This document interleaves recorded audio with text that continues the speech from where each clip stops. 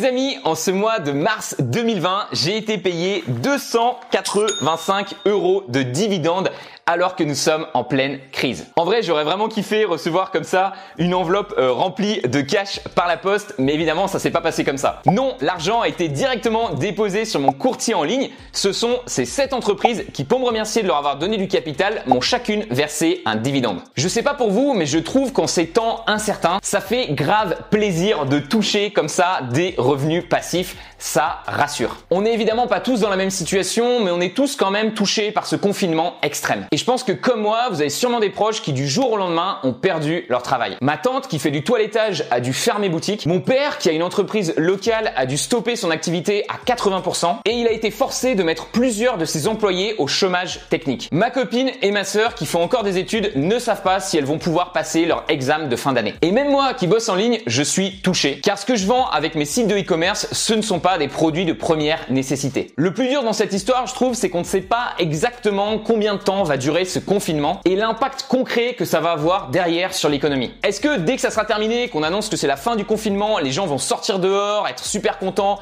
retrouver leur boulot, acheter des choses et partir en vacances? Ou est-ce qu'au contraire, il y a un vrai cercle négatif qui va s'enclencher avec des entreprises qui ont tellement perdu d'argent qu'elles licencient en masse? Tous ces gens qui n'ont plus d'emploi n'ont évidemment plus d'argent et ne vont donc du coup plus acheter des choses et du coup évidemment les entreprises vont encore plus galérer. Ça serait vraiment pas joli si ça se passe comme ça et on rentrerait alors dans une vraie récession avec une durée indéterminée. Évidemment, les États vont faire le maximum pour éviter ça et ils sont déjà nombreux à distribuer de l'argent à leurs citoyens pour éviter la panique. Bon, sauf que quand on étudie l'économie 5 minutes, on comprend rapidement que l'argent gratuit ça n'existe pas vraiment. Et que cet argent, il faudra bien le rembourser d'une manière ou d'une autre. Ça sera peut-être sous forme d'impôts, de taxes qu'on va devoir tous payer, ou alors de manière beaucoup plus fourbe avec de l'inflation. Les États auront imprimé tellement de billets que la valeur de notre monnaie baissera chaque jour un peu plus, ce qui nous obligera à travailler plus pour se payer exactement les mêmes choses. Bref, c'est dans ces moments-là qu'on est content d'avoir fait la fourmi, d'avoir mis de l'argent de côté et surtout d'avoir acheté des actifs qui continuent de nous payer même en temps de crise. Imaginez recevoir comme ça chaque mois, que vous ayez bossé ou pas, une enveloppe avec du cash. C'est ça pour moi la vraie puissance des dividendes, des revenus passifs qui tombent quoi qu'il arrive durant toute votre vie. Je pense que tout le monde aimerait avoir ce genre de revenus, surtout en ce moment. Du coup, dans cette vidéo, je vais vous expliquer comment vous aussi, vous pouvez recevoir cette enveloppe. Je vais vous donner des idées d'investissement et je vais vous expliquer pourquoi selon moi, c'est le meilleur moment de vous y mettre. D'ailleurs, je ne suis pas le seul à avoir eu cette idée puisque même l'Europe se met à investir. La Banque Centrale Européenne a débloqué 750 milliards pour acheter des actions. Oui, vous avez bien entendu, c'est pas 750 millions, c'est 750 milliards. Bon, oui, clairement, cet argent, elle va aider les entreprises. Mais voilà, je sais pas ce que vous en pensez, je trouve quand même que c'est un sacré bon investissement d'acheter des entreprises lorsque la valeur de leurs actions a diminué de moins 50%. Donc voilà, les États et moi, on trouve que cette crise, c'est un excellent moment pour investir en bourse. Mais quand je regarde les commentaires sous ma dernière vidéo, je vois que cette phrase ne fait pas complètement l'unanimité. La moitié d'entre vous, vous êtes trop chaud, vous voulez vous y mettre et vous me demandez des conseils sur le courtier et l'enveloppe fiscale à choisir. Et l'autre moitié d'entre vous me disent que je fais n'importe quoi, que cette crise est complètement différente des autres, que je suis un pigeon, que je vais tout perdre et qu'ils prendront un malin plaisir à regarder ça. Bon, évidemment, comme je vous l'ai dit dans la précédente vidéo, moi je pense que cette crise, comme toutes les précédentes, elle finira par passer. Après, clairement, ça peut mettre pas mal de temps. Si on regarde les 2 dernières crises importantes, on a eu une baisse de moins 40, moins 50% sur environ 1 à 2 ans. Et on a mis 4 ans avant de retrouver le niveau qu'on avait avant la crise. Donc voilà, cette crise-là, elle durera peut-être 1 an, elle durera peut-être 4 ans, elle durera peut-être 8 ans, mais je reste confiant dans le fait qu'elle finira par passer. Et que ceux qui ont su agir malgré la peur et conserver leurs investissements sortiront de cette crise beaucoup plus riches. Du moins, c'est ce que je pense. Après, j'ai peut-être tort. En tout cas, gagnant ou perdant, je continuerai de partager avec vous en toute transparence ce qui se passe sur mon portefeuille. Ça devrait être une aventure assez sympa à suivre avec pas mal de rebondissements. Donc n'hésitez pas à vous abonner à la chaîne pour voir ce qui va se passer ensuite. Ma méthode d'investissement n'est pas parfaite et je suis évidemment ouvert aux critiques, donc n'hésitez pas à m'en faire dans les commentaires, j'y réponds avec plaisir. J'ai constaté qu'il y a 3 grandes critiques qu'on me fait souvent lorsque je parle de ma stratégie d'investissement et que j'annonce que je gagne 300 € par mois de revenus passifs avec les dividendes. 1. Oui, mais c'est pas le bon moment d'investir. Celle-ci, on me l'a beaucoup sorti. 2. Oui, mais tes dividendes, ils peuvent être coupés à tout moment, donc du coup, c'est pas des revenus passifs garantis. Et 3, oui, mais c'est que 300 €. Tu as dû mettre beaucoup d'argent pour toucher ces revenus passifs. Donc voilà, je vous propose qu'on réponde ensemble à ces 3 critiques qui me sont le plus souvent formulées. Cela vous permettra de vous faire un avis sur la question et de voir si ma stratégie d'investissement, elle peut vous correspondre. Juste avant qu'on démarre, si comme moi, vous cherchez à faire des bonnes affaires en ce moment en bourse, j'ai un cadeau qui devrait vous plaire. J'ai passé tout mon week-end à faire le point et à me dire quelles seraient les entreprises les plus intéressantes à acheter durant cette crise si je devais repartir de zéro. Après beaucoup de recherches et d'élimination, parce que clairement il y a des entreprises qui sont risquées, je suis arrivé avec une liste finale de 35 entreprises réparties sur 9 secteurs. Pour moi, ces entreprises-là, c'est la crème de la crème. Je les appelle les entreprises Gold. C'est selon moi les 35 entreprises les plus solides et les plus intéressantes si vous souhaitez toucher des dividendes pendant de très nombreuses années. Et elles sont à des prix très intéressants en ce moment. Certaines personnes n'hésiteraient pas à vous demander beaucoup d'argent pour avoir accès à ce genre de recherche. Personnellement, j'ai décidé de vous l'offrir gratuitement. Vous avez juste à me laisser votre adresse email sur cette page et je vous envoie les 35 entreprises. De loin, la critique que j'ai le plus reçue sous ma dernière vidéo, c'est la fameuse « Tu t'es trompé, tu n'as pas acheté au bon moment, tu as acheté trop tôt, tu essayes d'attraper des cotons qui tombent ». Et en effet, l'action Disney que j'ai acheté 105 $ était au moment où vous regardiez la première vidéo à 85 $, soit une baisse d'environ 19%. Clairement, c'est pas top et si j'avais su, j'aurais attendu avant d'investir. Mais le truc, malheureusement, c'est que je n'ai pas encore de boule de cristal, je n'ai pas non plus de machine à voyager dans le temps et du coup, je ne pouvais pas savoir à l'avance ce qui allait se passer. En vrai, c'est toujours facile avec le recul de dire mais voilà ce qu'il fallait faire. Mais dans la réalité, une bonne nouvelle vis-à-vis de l'épidémie, par exemple, une réduction du nombre de cas aurait pu faire la une des journaux et l'action Disney aurait pu monter de 19% au lieu de descendre de 19%. D'ailleurs, quelques jours après Disney, j'ai acheté pour 2500 $ de Realty Income. C'est une de mes entreprises favorites dans le secteur de l'immobilier. Et depuis même pas une semaine que je possède cette action, elle a déjà pris 23%. Donc ça va dans les deux sens. Ça monte et ça descend. Honnêtement, il y a une telle volatilité sur le marché en ce moment qu'au moment où vous regarderez cette vidéo, puisque j'ai une semaine de décalage entre le moment où je filme et le moment où je publie la vidéo, à cause du montage, peut-être que j'aurais de nouveau gagné ou perdu 20%. Donc voilà, je pourrais me la péter et dire que j'arrive à savoir à l'avance quelle entreprise va monter, quelle entreprise va descendre. Mais très honnêtement, cet achat et ces 20% de profit en quelques jours, c'est complètement un coup de chance. C'est le genre de mouvement de marché qui est complètement impossible à prévoir. Personne n'aurait pu le voir à l'avance. Et attendez, à moins que lors de la dernière vidéo, je portais un t-shirt rouge. Et au moment où vous l'avez vu, le marché a baissé. Aujourd'hui, je porte un t-shirt vert. Ah oui, c'est ça. Ça veut dire qu'au moment où vous verrez cette vidéo, le marché sera remonté. Non, plus sérieusement, les plus grands investisseurs le répètent maintenant depuis plus de 40 ans. On ne peut pas timer le marché, on ne peut pas prédire dans quel sens il va partir. Il y a de nombreuses surprises et souvent, quand on pense que ça va continuer de descendre, ça remonte et vice versa. Donc selon moi, le mieux à faire, c'est d'investir chaque mois en haut comme en bas. À la limite, ce que j'aurais pu faire avec Disney, c'est répartir mon achat de 5000 $ sur 5 semaines. Avec 5 investissements de 1000 $ chaque semaine, ça m'aurait donné un prix moyen plus intéressant. Mais là encore, ça revient à timer le marché puisque je sous-entends qu'il va continuer de descendre. Et s'il remonte durant les 5 semaines, j'aurais payé un prix moyen plus cher que si j'avais tout acheté d'un coup. En ce moment, je vois beaucoup de gens qui font des prédictions et qui essayent d'acheter au plus bas. Ça devient un petit peu le sport du moment. Le danger avec ça, c'est que vous ne pouvez pas savoir jusqu'où le marché va descendre. Et si vous ne profitez pas des prix actuels, en espérant qu'ils chutent encore plus, il risque de remonter rapidement et de vous passer sous le nez. Donc voilà, même si je n'ai pas acheté Disney au meilleur moment durant cette crise, j'estime que ça reste quand même un très bon investissement. Il ne faut pas oublier que tant que je n'ai pas vendu l'action, je n'ai rien perdu et je ne compte pas la vendre avant au moins 20 ans. Le plus important pendant les crises, c'est d'investir. Ce n'est pas de chercher à investir au meilleur moment. Je vous propose d'écouter cette petite histoire qui illustre bien mon propos. Jane, Jack et John sont 3 frères et sœurs qui décident d'investir 10 000 € chaque année pendant 40 ans. Ils commencent en 1977 et terminent en 2017. Jane, elle est trop forte. Elle a un don, on ne sait pas comment elle fait, c'est divin. Elle investit toujours ses 10 000 € au moment le plus bas du marché chaque année, au meilleur moment. John, au contraire, lui, il a la poisse, bichette, il sent mauvais, il est toujours dans les mauvais plans et il investit toujours ses 10 000 € au moment le plus haut du marché, chaque année, au pire moment. Et Jack, lui, il en a un peu rien à faire, il se pose pas de questions et il investit ses 10 000 € au début de l'année, peu importe où en est le marché. Alors, petite devinette, à votre avis, qui va terminer le plus riche parmi Jane, Jack et John au bout de 40 ans ?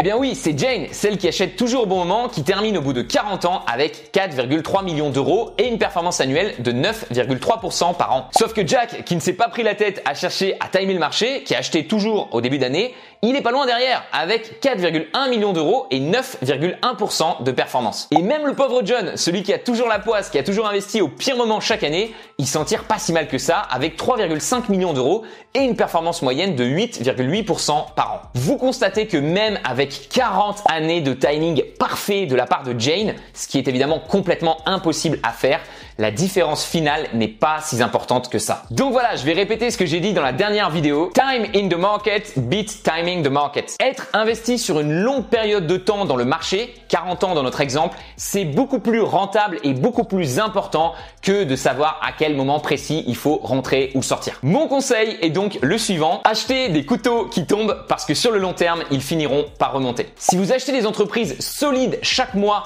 même pendant les crises, surtout pendant les crises, et que vous les gardez sur 20 ans, vous finirez gagnant. D'ailleurs, si vous regardez, c'est exactement ce que font les riches investisseurs en ce moment même. Pendant que les petits gens paniquent et se mettent à vendre toutes leurs actions, les Warren Buffett et les Carl Icahn de ce monde en profitent pour faire les courses. Et ils ont déjà racheté pour plus de 1 milliard de titres dans ce qu'ils appellent l'opportunité du siècle. Et c'est vrai que les entreprises se vendent à des prix super intéressants en ce moment. Donc si comme moi, vous avez une vision long terme et suffisamment d'argent de côté pour gérer cette crise, je vous invite évidemment à faire comme les riches et à profiter de ces soldes qu'il y a en ce moment sur le marché boursier. Les amis, juste une petite précision pour en terminer avec cette histoire de timing. En fait, je suis en train de faire le montage de la vidéo et je me suis rendu compte que je ne vous en ai pas parlé. Cette précision, c'est le fait que je ne suis pas un trader. J'ai reçu beaucoup de commentaires sous la dernière vidéo, je pense de gens qui tradent régulièrement et qui me disent que voilà, je suis un trader du dimanche, que je n'ai pas fait une bonne analyse technique, que je n'ai pas regardé le pattern sur la courbe pour acheter Disney au bon moment. Donc oui, je suis désolé, comme je l'ai noté ici, je ne fais pas d'analyse technique, je ne fais pas d'analyse graphique, car pour moi, ce sont vraiment des outils qui sont plutôt utiles à des spéculateurs, des gens qui cherchent à faire des plus-values sur le court ou moyen terme. Comme je vous le répète depuis le début de cette chaîne, moi je me considère vraiment comme un investisseur long terme et donc naturellement, je vais faire beaucoup plus des analyses fondamentales sur une entreprise. Je vais vraiment chercher à comprendre quel est son business model, est-ce que ses finances sont solides et est-ce qu'elle sera encore là et qu'elle gagnera encore de l'argent dans 20 ans. Ma politique, c'est donc de garder ces actions le plus longtemps possible pour toujours si possible et de voir mon patrimoine grossir d'année en année et surtout de toucher chaque mois mes dividendes. Je ne fais donc pas de forex, pas de day trading, pas de swing trading, je ne shorte pas les actions. Je dis pas que ce sont les techniques en soi qui sont mauvaises, simplement ce n'est pas du tout ma spécialité et je pense que si vous vous intéressez à ce genre de technique, il y a plein de chaînes YouTube qui font des analyses techniques comme ça, des analyses sur graphique et qui sont super intéressantes. Donc, je vous invite plutôt à aller sur ces chaînes-là. Par contre, méfiez-vous si vous décidez de suivre ce chemin-là. Je pense que c'est un chemin qui demande beaucoup plus de temps. C'est vraiment en fait, en quelque sorte, on fait de la bourse son métier. Alors que là, ici, moi, la bourse, ce n'est pas mon métier. Et en plus de ça, en ce moment, il y a l'air d'avoir des grosses complications par rapport aux différentes techniques de trading. En me connectant ce matin sur Boursorama, je viens de voir par exemple que l'AMF vient d'interdire le fait de shorter des actions. Donc j'imagine qu'il y a quand même beaucoup de traders qui vont être un peu embêtés avec cette nouvelle. Dans cette vie, rien n'est jamais garanti à part la mort et les impôts, disait Benjamin Franklin. Donc oui, même si j'ai fait attention de sélectionner des entreprises avec des bilans comptables et des business models solides, vu l'ampleur de cette crise, il n'est pas impossible que parmi les 25 entreprises que j'ai dans mon portefeuille, certaines décident simplement de couper leurs dividendes. Je pense notamment aux 3 actions que j'ai dans l'industrie du pétrole, qui sont à la fois touchées par l'épidémie, évidemment, qui fait baisser la consommation, mais aussi par une guerre des prix entre l'Arabie Saoudite et la Russie, qui fait baisser le prix du baril. Je pense aussi à l'entreprise TGX qui vient de fermer tous ses magasins pendant au moins 2 semaines et qui a annoncé qu'ils allaient peut-être devoir revoir à la baisse leur politique de dividendes. Vous voyez que sur l'outil d'analyse que j'utilise, j'ai 3 entreprises qui sont passées d'une note sécurisée à une note borderline au niveau de leurs dividendes. Ça veut pas dire qu'elles vont le couper, mais évidemment ça augmente les chances. Après, il y a quand même 2 choses importantes qui me rassurent dans tout ça. Primo, 80% de mes entreprises versent des dividendes depuis plus de 20 ans. Pour certaines, ça fait plus de 50 ans. Le dividende est quelque chose d'important pour elles, elles le prennent vraiment au sérieux et elles ne veulent pas décevoir les actionnaires. Je sais qu'elles feront donc le maximum pour conserver ce dividende et qu'elles ne le couperont qu'en cas de dernier recours. Et d'ailleurs, même si elles sont dans une situation complexe, elles décideront peut-être simplement de réduire un petit peu le dividende plutôt que de complètement le couper. Secondo, si je me base sur l'histoire et que je regarde la dernière crise en 2008, une seule de mes 25 entreprises avait coupé son dividende. C'était Wells Fargo, c'était une banque américaine et elle l'avait fait parce que le secteur bancaire avait été particulièrement touché en 2008. 5 de mes entreprises ont maintenu leur dividende en 2008 et 18 d'entre elles, la majorité, l'ont augmenté. Donc voilà, quand vous êtes diversifié sur des actions à dividendes, même si vous avez une ou deux ou trois ou quatre entreprises qui décident de couper leurs dividendes, vous en aurez sûrement une dizaine qui ne le feront pas et une dizaine qui, bien au contraire, pourraient continuer d'augmenter leurs paiements. Voilà, en tout cas, avec cette crise, ça sera intéressant de voir parmi mes 25 entreprises combien décident de couper leurs dividendes. Pour l'instant, j'ai eu 0 coupure de dividendes. Je touche du bois. Après, je suis réaliste et je pense que ça arrivera très sûrement et à ce moment-là, évidemment, je vous tiendrai au courant. Et au final, même si j'ai des coupures, je me dis que ça fera une bonne leçon pour moi et un bon rappel de toujours privilégier la qualité de l'entreprise à son rendement de dividende. Parce que clairement, parfois, j'ai eu tendance à regarder un peu trop le rendement du dividende et me dire, ok, bon, l'entreprise elle a quelques soucis, mais je vais quand même l'acheter. Et souvent, c'est ce genre d'achat qu'on regrette par la suite lorsqu'il y a une crise parce que ce sont évidemment ces entreprises un peu plus faibles qui sont les premières touchées. Donc voilà, je pense que c'est particulièrement important en ces temps de crise de savoir différencier les entreprises faibles qui baissent de valeur parce qu'elles ont de mauvaises finances, elles sont dans un mauvais état et elles risquent vraiment la banqueroute, des entreprises solides qui s'en sortiront bien durant cette crise et qui baissent simplement parce qu'il y a une peur généralisée sur les marchés en ce moment. Ça fait à peine 2 semaines qu'on a cette crise et il y a déjà 31 grandes entreprises qui ont annoncé une coupure de dividendes. Mais vous voyez qu'elles étaient déjà considérées comme risquées sur mon outil d'analyse. Donc voilà, clairement, il faut pas investir dans n'importe quoi, surtout pendant les crises, et toujours privilégier les bonnes entreprises solides et résistantes. Et si vous voulez voir exactement dans quoi je vais mettre mon argent durant cette crise, les meilleures actions par secteur, je vous invite à télécharger maintenant dans la description la liste que j'ai faite des 35 actions Gold. Les amis, excusez-moi à nouveau d'interrompre cette vidéo, mais on a encore une news qui est tombée par rapport aux dividendes pendant que je faisais le montage de cette vidéo. Décidément, ça n'arrête pas. Vous l'avez peut-être vu passer, en fait, l'État français a demandé à certaines entreprises de ne pas verser de dividendes cette année. Donc voilà, ça va se passer en France. Vous savez que moi, mes entreprises, elles sont aux États-Unis, mais on va avoir un peu le même système aux États-Unis qui va se mettre en place. Par contre, attention, ça ne concerne pas toutes les entreprises. Et pour moi, il y a vraiment 2 types d'entreprises qui vont vraiment être touchées par cette annulation de dividendes. Le premier type d'entreprise, ce sont toutes celles qui vont demander de l'aide à l'État. Et en soi, c'est un peu logique parce que ça serait hypocrite de dire à l'État « aidez-moi, je suis trop dans la merde » et derrière de verser de l'argent à des actionnaires. Mais voilà, comme je l'ai noté sur le tableau, à mon avis, les entreprises qui vont se faire aider par l'État, ce sont des entreprises qui étaient déjà mal en point avant la crise. La crise les a juste achevées. Et donc les entreprises qui au contraire sont solides ne demanderont sûrement pas de l'aide de l'État car elles savent très bien que cette aide n'est pas gratuite et que derrière il va y avoir des conditions en échange de cette aide-là. Donc je pense par exemple à des entreprises solides comme Apple, vous savez, qui ont des poches pleines, des poches bien remplies. À mon avis, je les vois très très mal demander de l'aide de l'État car elles ont largement de quoi résister finalement à cette crise-là. Le deuxième type d'entreprise qui risque d'annuler leurs dividendes, c'est un petit peu plus complexe. Ce sont celles qui sont au devant de la scène et qui reçoivent beaucoup de pression politique. Donc ça concerne toutes les entreprises dont l'État est actionnaire, puisque l'État n'a pas envie de montrer en quelque sorte le mauvais exemple.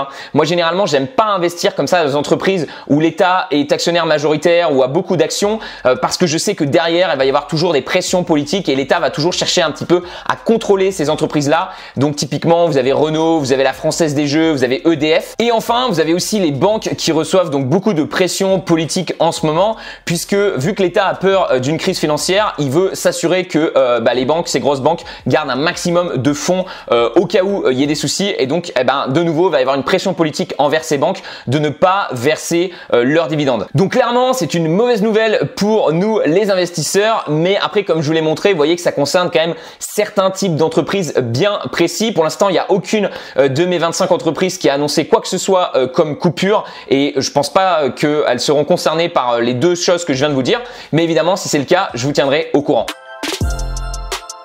Sur internet, c'est bien connu, tout le monde roule en Lamborghini et gagne 100 000 € par mois en travaillant seulement 10 minutes par jour. Donc forcément, quand j'annonce 300 € par mois de revenus passifs, ça fait pas rêver. Bon, sauf que quand vous connaissez un peu le milieu internet et que vous mettez un peu à creuser, vous vous rendez vite compte que beaucoup de gens mentent et que certains n'hésitent pas à gonfler les chiffres pour se donner plus d'importance et vendre plus de formations. Et de l'autre côté, vous avez des youtubeurs grand public qui font genre ils ne gagnent pas un sou, et qui dans la réalité s'en mettent plein les poches. Ça m'énerve, il y a vraiment de l'hypocrisie dans les deux camps. Sur cette chaîne, j'ai vraiment envie de faire les choses différemment et de partager avec vous en toute transparence ce que je gagne, ce que je dépense et dans quoi j'investis. J'ai tout simplement envie d'être honnête avec vous et de casser tous ces tabous et ces mensonges qu'il y a très souvent autour de l'argent. Il y a des gens qui vont gagner moins que moi, il y a des gens qui vont gagner plus que moi. On s'en fout, c'est pas grave, c'est pas une compétition. Si on s'intéresse à nos finances, en tout cas moi si je m'intéresse à mes finances, c'est pas pour gagner plus que les autres. C'est pour pouvoir être libre, pour pouvoir faire ce que je veux et ne pas me retrouver esclave d'un système qui ne me convient pas. Donc oui, pour revenir à nos moutons, clairement, je ne suis pas libre financièrement. 300 € par mois de dividendes, ça ne paye pas mon style de vie puisque ma moyenne de dépenses sur les 12 derniers mois, elle est de 4021 € par mois. Je peux vous le dire exactement car je le mesure au centime près grâce à ce fichier Excel. Je serai vraiment libre financièrement lorsque ces revenus passifs dépasseront mes dépenses et j'en suis encore assez loin. Mais je pense que les gens qui me disent que c'est que 300 €, ils oublient 4 choses importantes. Primo, ce n'est pas noir ou blanc. Ce n'est pas vous êtes prisonnier de vos dettes puis d'un coup vous êtes libre financièrement. Comme personne ne se retrouve avec 10 kilos de muscles du jour au lendemain, personne ne gagne d'un coup 10 000 € par mois de revenus passifs. Chaque euro investi dans des actifs vous rend un peu plus libre chaque jour. Et 300 € par mois, c'est déjà super, ça vous paye plein de choses. Le succès, ça se passe toujours étape par étape et selon moi, chaque petite victoire devrait être célébrée. Même si vous ne gagnez que 10 € par mois de revenus passifs, c'est déjà superbe et c'est beaucoup mieux que tous ces gens qui n'ont jamais investi et qui vous critiquent derrière leur ordinateur. Surtout que vous allez voir, quand vous touchez vos premiers revenus passifs, c'est tellement cool, ça fait tellement plaisir que ça vous motive à aller en chercher plus et les premières victoires déclenchent les secondes, les troisièmes, les quatrièmes victoires et c'est comme ça qu'on passe de 10 € de revenus passifs par mois à 1000 € de revenus, à 2000 €, à 10 000, etc. Enfin, je trouve aussi que l'argent, c'est beaucoup une question de perception. Et d'ailleurs, c'est pour ça que j'aime bien, même si c'est un peu con, de retirer mes dividendes en cash parce que je trouve que quand on les a dans la main, on se rend beaucoup plus compte de ce que c'est. Secondo, ce sont des revenus 100% passifs. C'est-à-dire que je n'ai pas eu à lever le moindre petit doigt pour qu'il tombe. Et du coup, ça n'a pas du tout la même valeur que 300 € que j'aurais gagné en allant bosser. Là, je n'ai rien eu à faire et le chèque est quand même tombé. C'est-à-dire que vous pouvez passer un mois confiné à jouer à la console et quand même continuer de toucher vos dividendes. C'est très agréable comme sensation. 3. Une bonne idée quand vous suivez cette stratégie, c'est de sélectionner des entreprises qui augmentent leurs dividendes chaque année, même pendant les crises. La moyenne d'augmentation actuelle de mon portefeuille, c'est 7,3% par an sur les 5 dernières années. Donc même si je n'investis pas un copec de plus, à ce rythme-là, je toucherai 492 € par mois dans 5 ans, 699 € par mois dans 10 ans et 1409 € par mois dans 20 ans. Et évidemment, c'est que le début, je compte rajouter de l'argent évidemment comme ça tous les mois et toutes les années afin d'atteindre le Saint Graal, les revenus passifs qui dépassent mes dépenses mensuelles. 4. Ces revenus de dividendes de 300 € par mois ne sont pas les seuls gains que vous allez avoir. Même si ce n'est pas mon focus, sur le long terme, mes entreprises vont aussi se valoriser et leur cours devrait augmenter. Ça varie d'une action à l'autre, mais généralement, je vise 10% de rendement par an avec 3% sous la forme de dividendes et 7% sous la forme de croissance. Donc voilà, c'est pour ça que cette stratégie, c'est vraiment le top selon moi parce que vous avez à la fois du cash flow qui tombe chaque mois et qui vous permet de payer vos dépenses et en même temps un patrimoine qui se construit et qui grossit d'année en année. Et pour ceux d'entre vous qui me disent que voilà c'est bien mais ça m'a coûté quand même très cher d'obtenir ces 300 € par mois de revenus passifs, bien vous avez raison, ça m'a coûté 110 000 € et ça m'a demandé beaucoup d'efforts aussi bien sur ma capacité à gagner de l'argent que ma capacité à économiser de l'argent pour arriver à ce montant-là. Après, comme j'expliquais dans ma toute première vidéo, je pense pas avoir particulièrement eu de la chance, je me suis juste bien bougé les fesses et ça a fini par payer. Et j'aurais peut-être pu avoir de meilleurs rendements en mettant mon argent ailleurs, mais à ma connaissance, il n'y a pas de méthode plus sûre et plus passive que la bourse pour gagner ce genre de revenus en automatique chaque mois. Peut-être à la limite l'immobilier, mais c'est quand même beaucoup moins passif et ça demande souvent l'utilisation du crédit. Aussi, j'ai une bonne nouvelle pour vous. Ça me fait mal de le dire, mais grâce à la crise actuelle, vous pouvez vous retrouver exactement avec les mêmes dividendes que moi pour beaucoup moins cher que moi. En ce moment, je gagne en moyenne 342 € par mois de dividendes. Mais comme je vous l'ai dit, j'ai dû mettre 110 000 € de ma poche pour gagner ça. Eh bien, aujourd'hui, vous pouvez gagner ces mêmes 342 € par mois de dividendes en mettant seulement 78 000 €, soit 29% de moins que moi. Donc voilà, profitez-en. À mon avis, ce genre de promo, elle ne durera pas éternellement. Ok, voilà les amis, un résumé donc de ma réponse par rapport à ces 3 points de critique que j'entends régulièrement par rapport à ma méthode d'investissement. Clairement, elle n'est pas parfaite, elle a des défauts, c'est pas la seule méthode d'investissement qui existe en bourse, mais voilà, c'est celle que j'ai choisie, elle me correspond vraiment et dans cette vidéo, je tenais à vous expliquer un petit peu mieux pourquoi c'est celle que j'ai choisie pour atteindre mon objectif de liberté financière. Voilà, en tout cas, j'espère que cette vidéo vous a plu. Si c'est le cas, n'hésitez pas à me lâcher un gros like en dessous et à vous abonner pour ne pas rater les prochaines. Je vous souhaite évidemment de très bons investissements pendant cette crise. Je vous souhaite plein de revenus passifs et je vous donne rendez-vous dans la prochaine vidéo. Prenez soin de vous, c'était Roman. Ciao!